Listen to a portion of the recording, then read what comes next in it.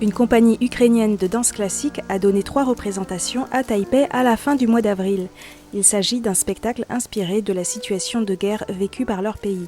C'était la première représentation de ce ballet en Asie.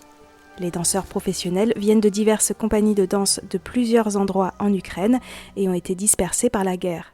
Après avoir trouvé refuge aux Pays-Bas, ils ont formé le Ballet uni d'Ukraine et ont commencé à tourner dans différents pays.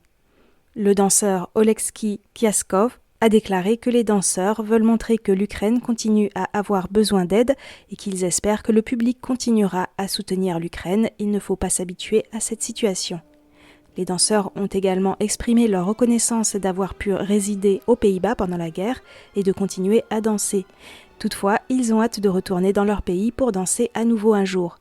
Le producteur Paul Godfrey a quant à lui déclaré que bien que ce ballet ukrainien ait déjà effectué une tournée aux États-Unis, en Europe et désormais en Asie, le plus grand rêve des danseurs est de dissoudre cette compagnie qui n'a vocation qu'à exister de manière temporaire.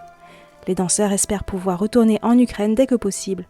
À Taipei, la compagnie du Ballet uni d'Ukraine a choisi de danser le ballet Élégie de la guerre du chorégraphe russe qui a grandi en Ukraine, Alexei Radmansky, ainsi que les ballets Giselle et Spartacus, des représentations qui ont été appréciées par le public taïwanais.